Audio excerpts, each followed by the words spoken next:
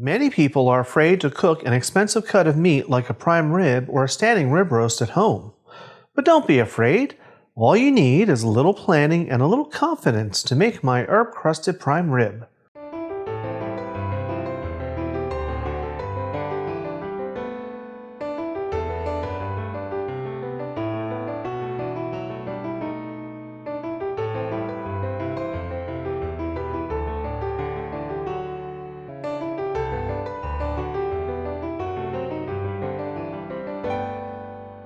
Hi everyone, welcome to today's episode of Let's Celebrate TV.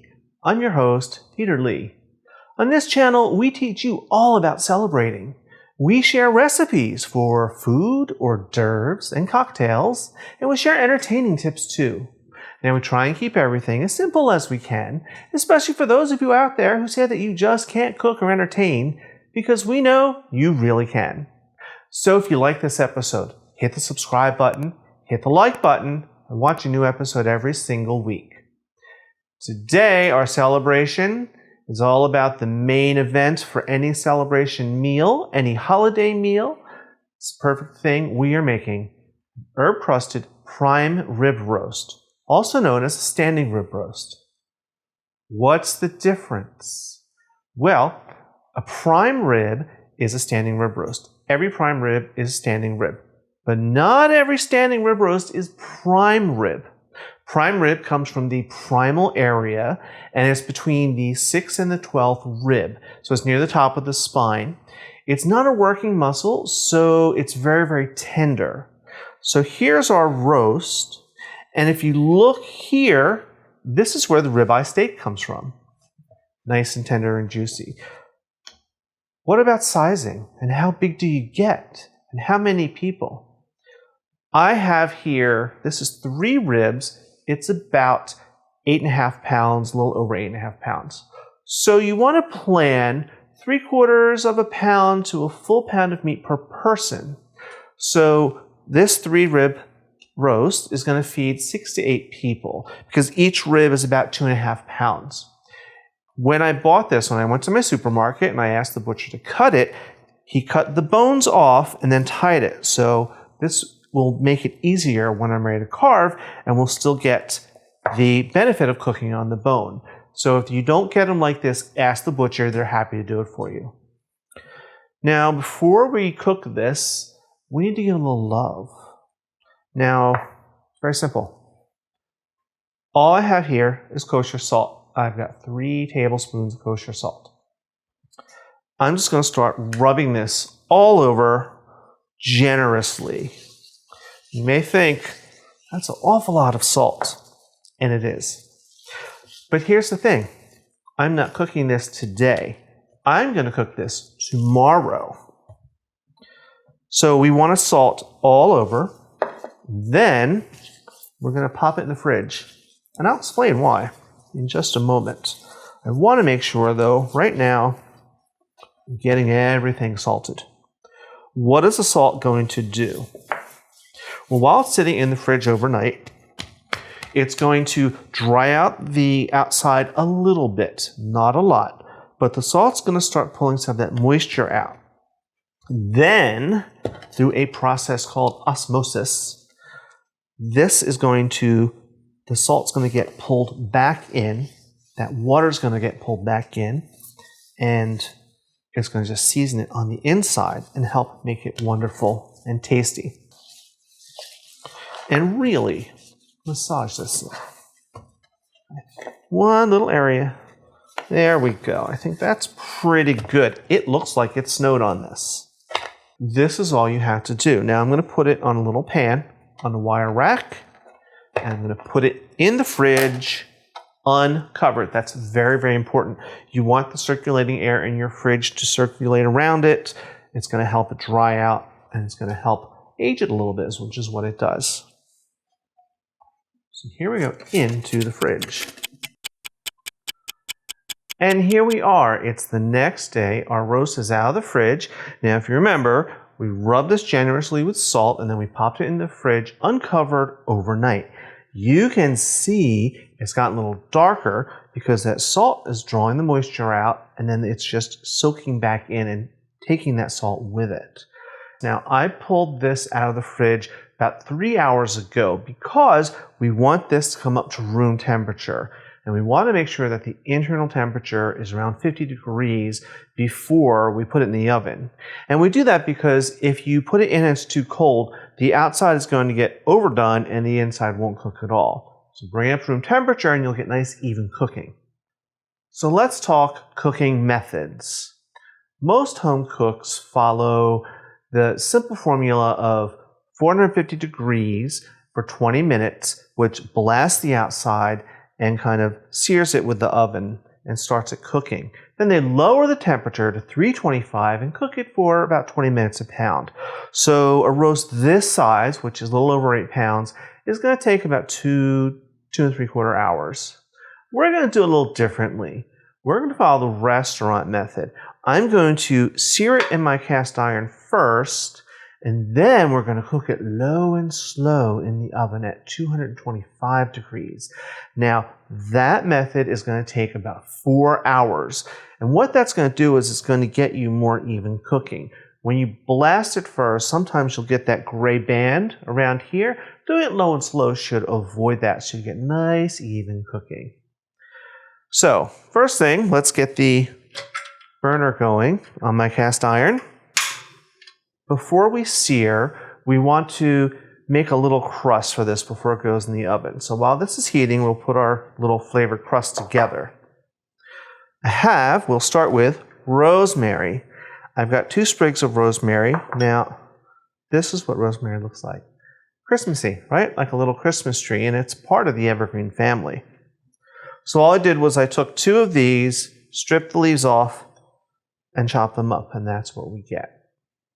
Right into our bowl. Next, Dijon mustard. That's going to help it stick to the roast and add a lot of flavor. Garlic, 3 cloves that I just minced up very finely. Right in. 1.5 teaspoons of finely ground black pepper. There's a lot of salt in this, so we want to add some pepper. All right, I'm going to give this a little mix. Just like that. Okay. Next, a 1/4 cup of olive oil, right in. I'm going to use a little tiny whisk to mix this up and bring it all together.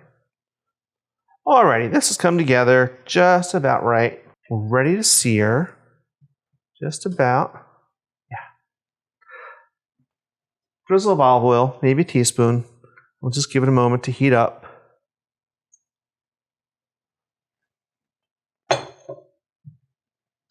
Now I'm going to do this holding it with my hands, but I have tongs and a fork at the ready.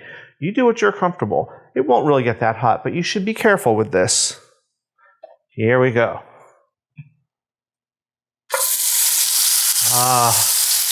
That's what you want to hear, that sizzle. And you want to just let this sit for a few minutes until it gets crusty. Now, how do you know without checking it? You listen. When the sizzle really starts to die down and get softer, it's the time to check it and probably turn it. Okay, the sizzling is dried down, so let's take a listen. Let's take a look. Yeah, that is what we want. This brown, crusty on there from searing it. Now I'm going to flip this over. I'm going to go ahead and sear every side of this the same method. It's going to take 2 or 3, 4 minutes in each section.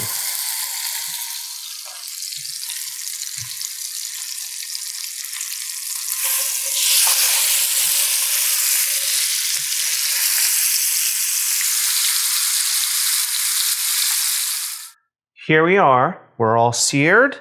And just letting this cool for a moment or two because it came from a pretty hot place. Now, it's nice and golden. We have some little crusting here. We don't have to sear it hard for a long, long time. We just want to get it a little browned because brown food is good food. So now we're going to just give this a little stir. And using our little pastry brush, we're just going to paint this mixture all over the roast, generously. This is just going to add lots of flavor.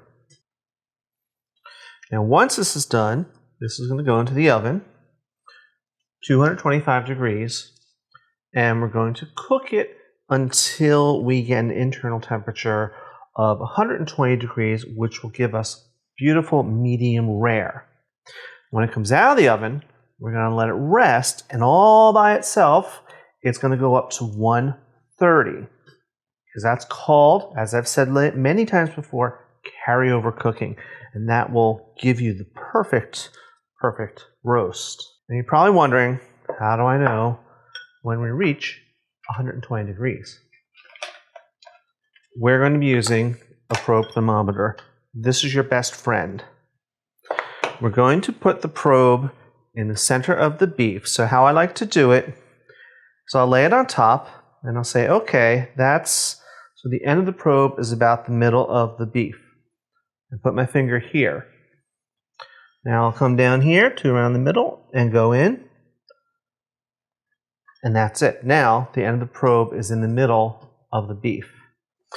So I'm going to hook this up, set it for 120, and we're going into the ovens.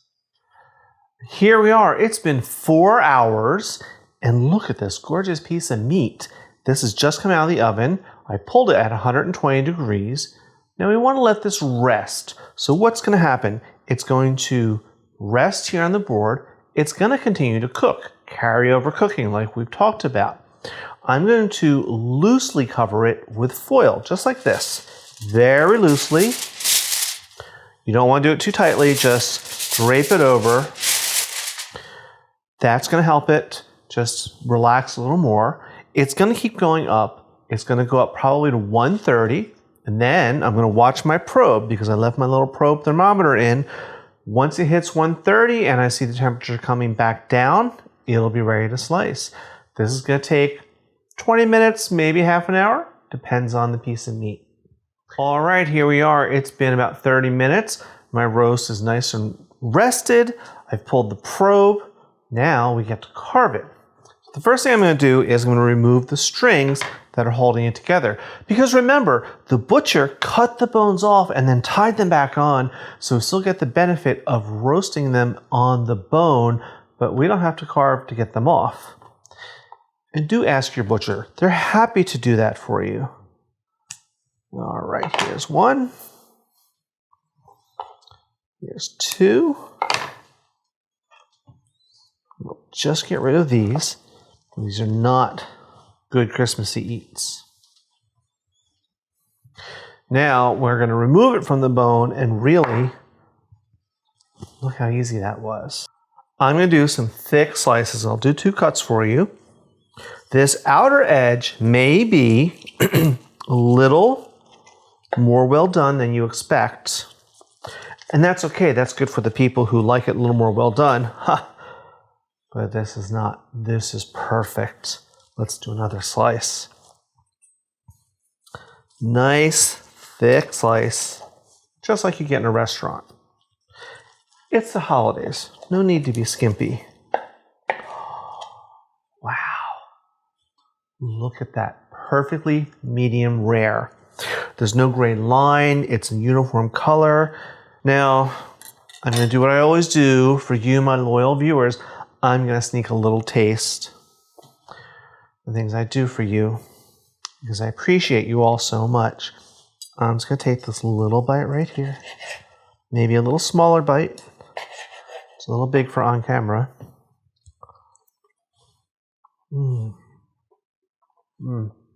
Wow. Wow. This meat is tender, like butter. It's flavorful. I'm getting the rosemary and the garlic and that Dijon mustard just gives a little tang to it. It's wonderful. Now, you know, I need my wine in my Christmas glass to wash it down.